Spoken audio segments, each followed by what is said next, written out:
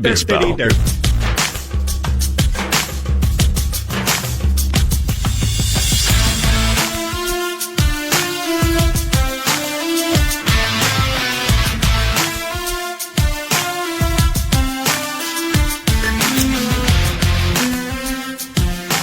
I know you go camping from time to time, or you go stay at hotels, or you go on road trips. Big difference between camping and staying at hotels.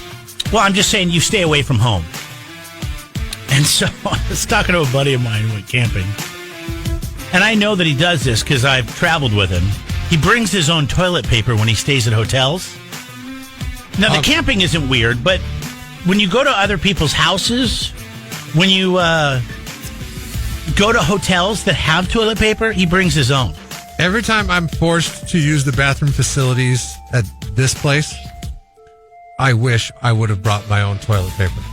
So I say your friend's one of the smartest people on the planet, because that is ultra prepared. That's Boy Scout level preparedness. Gosh, wherever I go, I mean, sometimes the toilet paper's thin. This stuff here is terrible. Okay? I don't think this is that bad. I've had worse. Oh, you have? Oh, I've had is it Kirkland brand, the real tissue? It's like literally like it just pulls apart when you pull it off.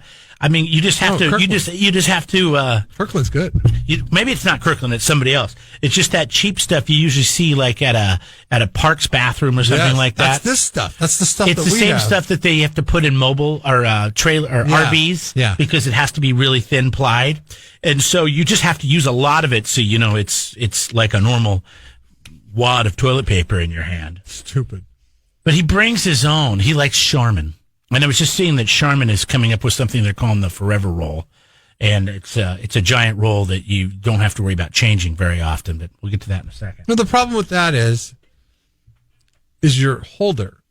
Like your holder. They come with a custom holder. Is it like have an extension on it? Like you know, when you tow a trailer, you have to get those mirrors that attach to your mirrors. Well, the one I saw, you've seen the freestanding ones, right? That just kind of sit next to the toilet. It's not mounted to the wall. Oh, yeah. It's like a little stand that comes up. Yeah. And I mean, this thing looks like a big, you've ever seen those big, not blocks, but those wheels of cheese? Mm-hmm. That's what it looks like. I mean, it's huge. It looks like a big roll of paper. I mean, it's, not a good idea. It looks like when you pass those farm fields and they have the big rolls of hay. I mean, it's just ridiculous. It's huge. Why? What purpose does this serve? Well, it's for millennials that live alone, that don't have a lot of storage. So I guess you just buy one roll at a time, and then you just stick it on this thing, and that way you don't have to store a bunch of toilet paper in your hall closet or under your sink or wherever. That was their idea. So this is for the tiny home crowd?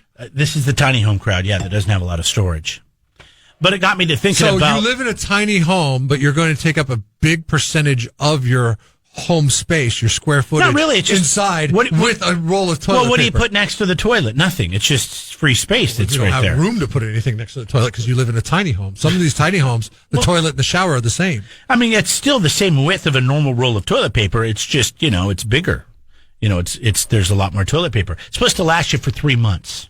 3 months of toilet paper on there. Well, that's false advertising. Depending on your dietary habits, I guess. That's false advertising because that's not forever. That's only 3 months.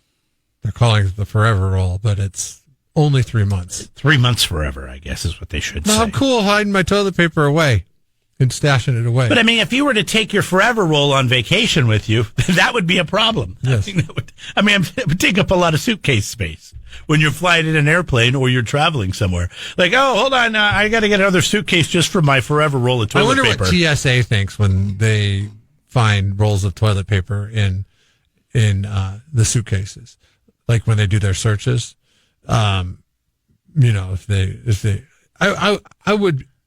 It would be fascinating to be the baggage inspector for TSA. I think not the X-ray machine guy, because that guy's moving through it quick. But the guy that actually opens it up and moves the stuff around, because you would be passing judgment all day long on people. Every suitcase that you open up, judgment's being passed. You're like, oh, what's this person into? It's funny too. Whenever I check a bag, I never get checked when I'm going somewhere. It's always when you're coming home. It's when I come home, and all my camping trips, all my dirty clothes are in there. I've been in the woods for down on the river for taken river baths for 2+ weeks. And I just wad it all up and I throw it all in there, and I don't give a crap what it looks like. You should put a little note in there that says, hope you're wearing gloves today. I think I will this year. Put your gloves on. And then I always get home and I open up my suitcase and there's that from the TSA, that little sheet they put in there, and I just laugh every time. I'm like, oh, this poor son of a bitch. You earned your money today. I can't be the only one. Anyways, my friend also likes to take his own pillows when he stays at hotels. He doesn't like to use the pillows at the hotels. And I was thinking, God, what do I always take? I take a Bluetooth speaker with me wherever I go so I can listen to music. But other than that, I pack the Bluetooth speaker. I use all the stuff in the hotel room. Curious what you take when you'll be traveling this summer. It could be camping, or staying at a hotel. Do you bring your own toilet paper? My wife insists on bringing her own shampoo and conditioner because she says the stuff that they have in the hotel, it's not good enough. Not good enough. Not for her hair. I'm like, it's good enough for everybody else. Yeah, my wife does the same thing. That's annoying to me. But the thing is, she doesn't buy fancy shampoo. She uses the stuff at Costco, whatever the Costco stuff is. It's in a white and kind of a purple bottle, and she's got to bring all this stuff with her. And I'm like, they have all this there, and they'll give you as much as you want. And she's like, oh, it's not the same. It's not good enough.